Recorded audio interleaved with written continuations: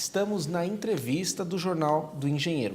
E nesta edição, recebendo Ayrton dos Santos, que é coordenador de atendimento técnico e sindical do DIEESE. Ayrton, prazer recebê-lo aqui. Prazer todo meu de estar aqui falando com vocês, falando com os engenheiros do estado de São Paulo. Também para nós é um prazer recebê-lo. E nesta edição, a entrevista vai tratar a respeito da folha salarial do trabalhador, que pesquisa recente tem dados aí muito bons que nós vamos falar aqui. Mas antes, Ayrton, vamos entender o que é o DIEESE e, nesse contexto, o que especificamente faz o seu departamento. Olha, o DIEESE, né, o Departamento Intersindical de Estatística e Estudo Socioeconômico, é um órgão, né, uma entidade fundado pelo movimento sindical na década de 50, mais precisamente no final de 1955. Portanto, o DIEESE é uma entidade que faz, agora em 2015, próximo ano de 60 anos, né, de existência. E o DIEESE foi criado pelo movimento sindical, é sustentado pelo movimento sindical, tanto no sentido econômico, financeiro, como do ponto de vista institucional, né, e a serviço desse movimento, né? E nós realizamos assessoria, estudos, pesquisas, tudo que envolve, né, o mundo do trabalho, né, e tem relação com os sindicatos, o DIEESE está envolvido. E essas pesquisas, esses dados norteiam as ações sindicais, né? Sim, o DIEESE foi justamente criado para dar esse tipo de assessoria e, vamos dizer assim, orientação na medida que ele é demandado pelo movimento sindical para desenvolver esses estudos e realizar também as assessorias e fazer as pesquisas, né? Perfeito. E o seu departamento, que é de atendimento técnico e sindical, o que ele faz especificamente? Olha, nós somos 6 coordenações, né? Eu sou uma dessas coordenações e a minha coordenação ela trabalha diretamente com o movimento sindical, né? Porque nós temos coordenação, né, de projetos, coordenação de estudos, né? Temos agora uma escola também de ciência do trabalho que fica na área de educação, que é uma outra coordenação. Enfim, a minha coordenação diz respeito às relações sindicais no âmbito do estado de São Paulo, né? Então, eu coordeno o que a gente chama de subseções, que são, vamos dizer assim, extensões do DIEESE dentro dos sindicatos, ou seja, os grandes sindicatos têm um técnico do DIEESE ou mais técnicos do DIEESE dentro do sindicato para desenvolver lá in loco o serviço de assessoria, né, a função de assessoria. E eu coordeno isso no estado de São Paulo e também desenvolvo alguns estudos técnicos, ligado, por exemplo, à conjuntura econômica, alguma coisa setorial desse tipo. Perfeito. E hoje nós vamos debater a respeito da folha salarial. Nós temos uma pesquisa recente e eu queria que você falasse sobre ela, quem a realiza, como que se chegou a essa conclusão, que diz o seguinte: nos últimos 11 anos, a folha salarial do trabalhador cresceu mais de 140%. Ou seja, as pessoas estão com ganhos reais nos seus salários. Quem fez essa pesquisa, como se chegou a esse resultado, Ayrton, e por que nós chegamos a esse patamar? Olha, basicamente, são 2 pesquisas desenvolvidas, né? Uma pelo Ministério do Trabalho e Emprego e outra pelo sistema PED, né? Que fala, pesquisa Emprego e Desemprego, PED, PED, né? Que é desenvolvida pelo DIEESE em convênio com secretarias estaduais de trabalho em capitais do país, em 5 capitais do país. Então, tanto a pesquisa do IBGE, do Ministério do Trabalho e Emprego, e o IBGE também faz essa pesquisa, ou seja, tanto as pesquisas realizadas pelo Ministério e pelo órgão do governo, que é o IBGE, quanto a pesquisa do Emprego e Desemprego pelo DIEESE em convênios com essas secretarias, com os estados, apontam um aumento real de salário dos trabalhadores, né, dos ocupados, tanto os trabalhadores assalariados como aqueles não assalariados, que têm outro tipo de inserção no mercado. Esse dado seria um cruzamento dessas informações ou não? Não seria um cruzamento. Cada um tem, as pesquisas são independentes. independentes, mas elas apontam, né, e com variações marginais muito pequenas, né, apontam na mesma direção de ganhos reais de salário nesse período que você mencionou. E falando, a segunda parte da pergunta, falando que nós, levando em conta, melhor dizendo, que nós estamos aí com muitas falas de baixo crescimento, por que teve esse aumento? Olha, nós estamos agora numa fase, né, de baixo crescimento.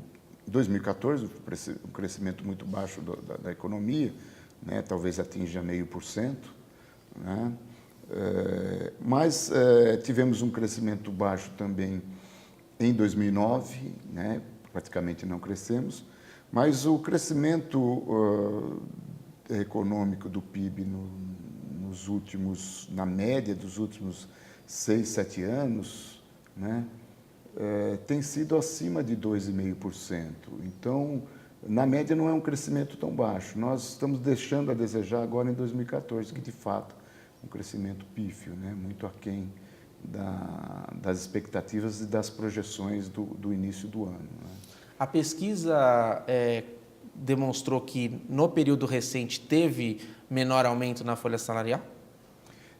Teve um primeiro impulso, né, que ensejou um aumento maior. Agora, a velocidade desse aumento ele tende a se reduzir, mas nós continuamos ainda acelerando, né? Estamos crescendo com uma aceleração menor, mas os salários médios ainda, o salário real médio, nós, né, descontando a inflação, porque é isso que interessa, ele continua ainda em expansão, né? Pequena, mas em expansão ainda. E qual a região do Brasil em que esse crescimento se deu, de fato, de maneira maior? Foi o Nordeste, né? O Nordeste o Nordeste ele cresce a uma velocidade maior, está crescendo a uma velocidade maior que o resto do país.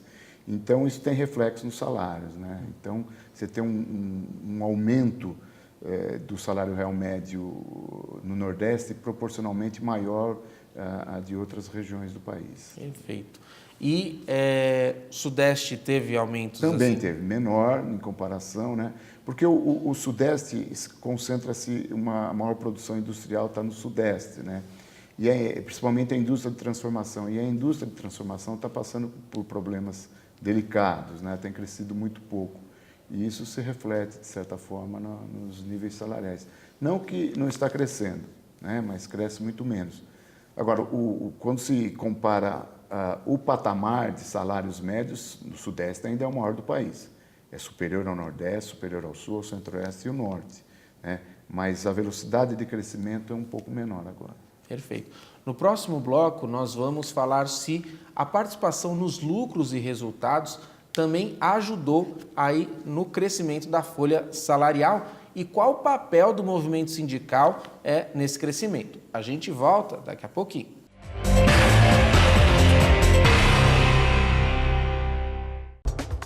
Os associados ao CESP contam com uma assessoria jurídica própria, sempre pronta a esclarecer todas as dúvidas.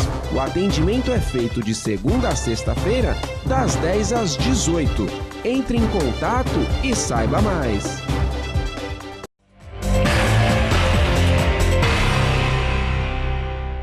De volta na entrevista do Jornal do Engenheiro e nesta edição recebendo Ayrton dos Santos, que é coordenador de atendimento técnico e sindical do DIEESE. Falávamos, Ayrton, no primeiro bloco a respeito das causas do aumento da folha salarial, né, e onde ela mais aumentou. E a super boa notícia é que a região Nordeste tem crescido bastante, a gente sabe que é muito importante a região Nordeste se desenvolver mais. A gente historicamente teve a parte produtiva lá mais lenta do que o Sudeste, então para nós isso é muito bom. E outro fato que fez essa folha salarial crescer, diz a pesquisa, é que a participação nos lucros e resultados dos trabalhadores aumentou. Isso é um fato verídico? Sem dúvida. E isso é uma conquista do movimento sindical, né? A participação dos trabalhadores no lucro e resultado da empresa é algo previsto nas constituições federais do Brasil desde há muito tempo, mas só de 20 anos para cá, né, que foi no final de 94, foi editada a primeira medida provisória, né, regulamentando essa participação. E de lá para cá o movimento, isso foi um fato que sucedeu essa regulamentação por pressão do movimento sindical, né? E de lá para cá o movimento sindical tem, vamos dizer assim, melhorado a atuação dele nesse campo, né? nesse outro tipo de reivindicação, nesse outro tipo de luta, vamos dizer assim, e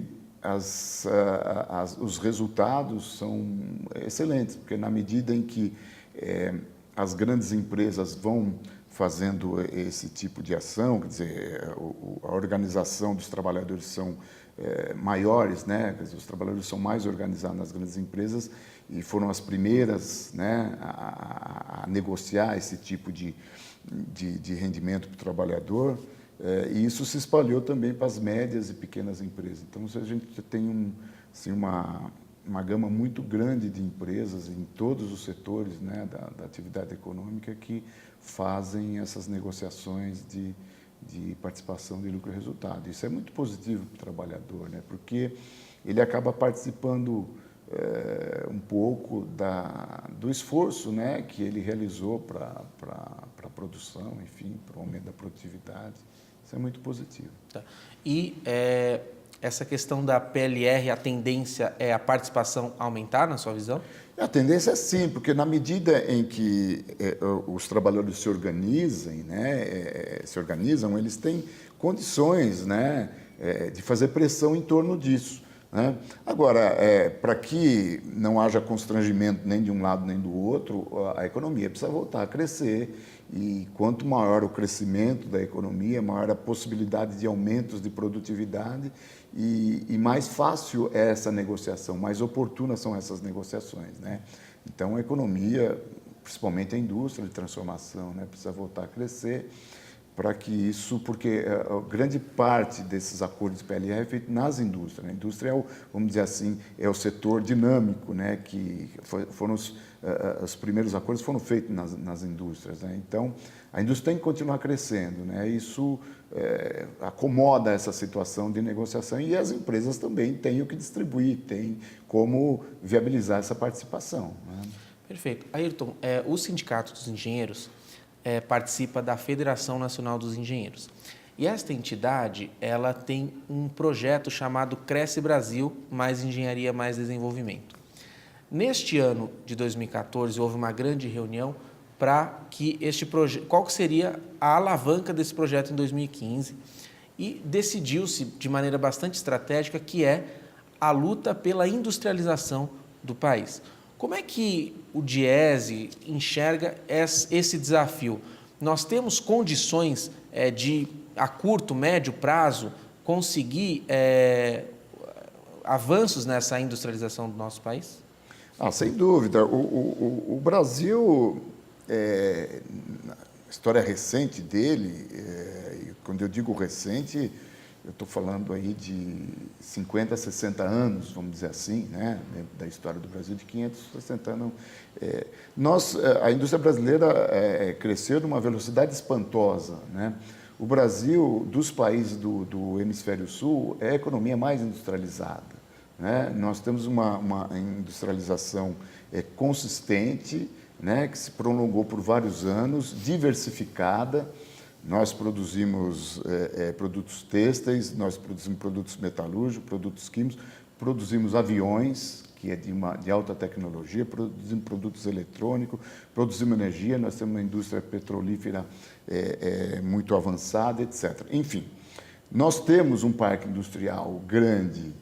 O que aconteceu é que nos últimos, vamos dizer assim, 10 anos, a economia brasileira, por questões externas e por questões externas, perdeu a competitividade. ela não acompanhou os passos da indústria mundial, a modernização, aumento da produtividade. E baixos preços, né? Exatamente. Isso impacta, né? Isso se reflete nos preços. Quer dizer, os custos da produção dos produtos brasileiros começaram a aumentar em relação aos custos da produção internacional. Então, quando eu digo em perder a competitividade, é justamente nesse aspecto, né? Os nossos custos se elevaram além dos custos internacionais. Então, você perde competitividade. Isso tem causas externas, que é também o baixo crescimento do mundo, né? Desde de 2007 para cá. Então, nós estamos aí com basicamente 7 anos que entramos numa crise financeira e econômica, o mundo entrou, né? E estamos com problema de crescimento, tanto na América do Norte como na Europa, mesmo no Japão, né? E isso atrapalha também o Brasil. Então, nós tivemos problemas externos e interno também, até por reflexo da conjuntura mundial, mas não só por conjuntura.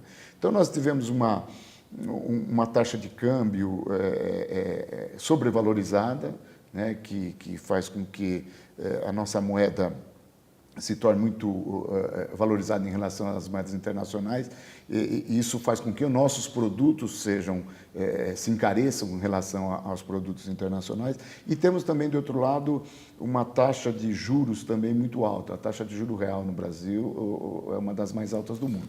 Então, é melhor especular que investir. Exatamente. O capital se torna muito caro. Então, para a indústria nacional promover inovações, aumentar a produtividade através da aquisição de novas tecnologias, desenvolvimento de máquinas, equipamentos, etc., fica complicado, né? Por causa do preço, do custo do capital muito alto, né?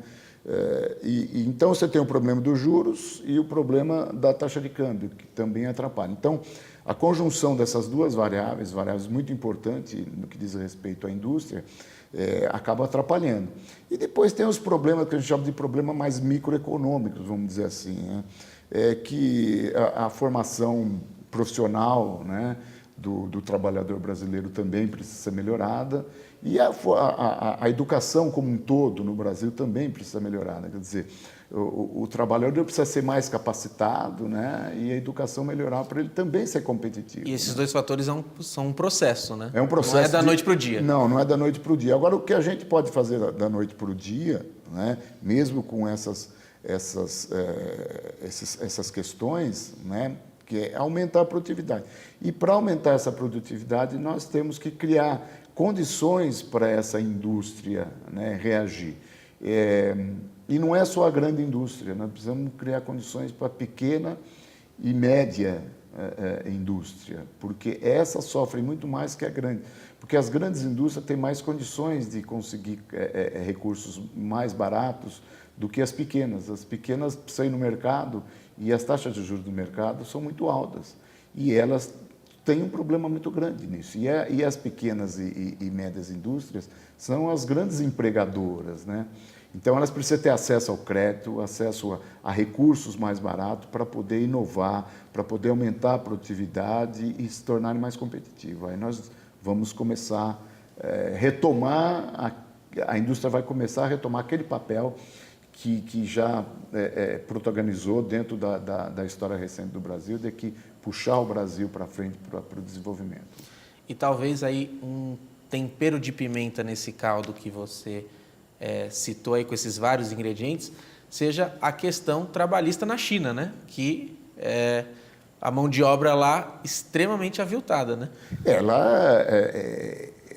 A gente fala até, né, de dumping social, ou seja, os salários são tão deprimidos na China que raros lugares do mundo são capazes de competir com aquele custo salarial. Agora, do ponto de vista do trabalhador, nós não podemos tomar a China como parâmetro para o salário. Exatamente. Né? Pelo contrário, a gente sempre olha o salário do trabalhador alemão, sueco, canadense. Até porque a verdade é que o trabalhador bem assalariado é solução, não é problema, né? Sim, ele é solução até para o mercado de consumo, porque quanto mais salário, maior renda, maior o consumo, e isso entra num círculo virtuoso. A gente entende que os salários também têm uma correlação muito grande com a produtividade, né? Essas coisas precisam ser compatíveis, né? Você tem que ter um aumento de produtividade para as empresas poderem também praticar um salário mais alto. É essa combinação de fatos que a gente precisa. E é possível conseguir. O que nós não podemos é repetir os erros do passado. Que quando o Brasil cresceu muito, a indústria brasileira cresceu muito e o Brasil cresceu na época do milagre econômico. Ninguém comeu o bolo. Exatamente. Aliás, pouca gente comeu o bolo. Nós crescemos a taxas chinesas, né? Só que o crescimento econômico não se refletiu em desenvolvimento social e nem aumento de salário, né? Isso nós não podemos repetir. Então, quando se vem com o argumento, olha, porque o trabalhador da China ganha pouco, etc., o nosso trabalhador também não ganha muito. Os salários do Brasil também são baixos, não são nada excepcional, né? Então, nós precisamos compatibilizar um aumento de produtividade, um aumento de salário e os trabalhadores participando desse crescimento. Quer dizer, o Brasil não precisa só crescer em termos econômicos, como já fez no passado. O país precisa se desenvolver. O que é se desenvolver? Crescer em termos econômicos, mas também haver um desenvolvimento social compatível. E o desenvolvimento social não é só no salário. É na educação, é no saneamento, é na segurança, é na saúde, ou seja, é na infraestrutura. O Brasil é um país a ser construído ainda. Nós estamos, se comparar aos países desenvolvidos, tanto os europeus, os japoneses, ou os da América do Norte, que têm a infraestrutura toda já construída praticamente, as pessoas já têm todos os equipamentos domésticos, têm automóvel, etc. em casa. O horizonte de crescimento desse país é muito curto. O Brasil não. O Brasil é um país de 200 milhões de habitantes e nós incluímos, né, até hoje, vamos dizer assim, na sociedade de consumo e que tem acesso a mercadorias e serviços, nem 100 milhões ainda. Quer dizer, nós temos um mundo pela frente. E essa é a nossa oportunidade, né? Que nós temos um mercado pela frente e temos recursos para poder produzir, crescer e com o mercado aqui dentro, não precisamos procurar o mercado lá fora. Perfeito. Ayrton, instantes finais da nossa entrevista, eu quero mais uma vez agradecer a disposição não só do Ayrton, que é um grande companheiro aqui do sindicato, mas do próprio Diese, que nunca mede esforços para aqui nos atender em todas as demandas. E essa entrevista aqui é mais uma prestação de serviço da sua entidade. E quero deixar a câmera aberta para que você possa fazer suas considerações finais e acrescentar alguma informação que talvez as perguntas não contemplaram. Fique à vontade. Olha, eu queria agradecer a oportunidade e dizer que para o Diese é sempre importante estar participando de eventos, né, ou de programas como a gente está fazendo no movimento sindical, porque é a nossa natureza, é nosso DNA e nós somos frutos, né, do movimento, nós somos a criação do movimento sindical e a gente não tem que estar em outro lugar senão dentro dos sindicatos. Bom, eu queria, como palavras finais, dizer que o Brasil é um país raro no mundo, porque nós temos inúmeras oportunidades de crescimento, basta vontade política, basta uma vontade dos agentes econômicos, dos agentes sociais, dos formadores de opinião, da elite política, econômica e social que forma esse país, né, da direção, né, que é dada a esse país, porque nós temos recursos, nós temos gente, nós temos expertise, ou seja, nós temos condições invejáveis para crescer. E eu tenho certeza que nós vamos encontrar o caminho, que nós perdemos um pouco, né, mas nós vamos retornar para os trilhos e vamos crescer nos próximos anos. Eu não tenho dúvida disso. Obrigado, Ayrton. É um prazer. Muitos desafios, mas a notícia é boa. A folha salarial vem crescendo. Isso é fruto da organização do movimento sindical. Por isso, você, engenheiro, você, engenheira, participe mais do CESP, O Sindicato dos Engenheiros no Estado de São Paulo está de portas abertas para você. Esta edição televisiva do Jornal do Engenheiro não termina aqui. Fique conosco e acompanhe mais assuntos a respeito da inovação, da engenharia e do desenvolvimento. Um forte abraço e até breve!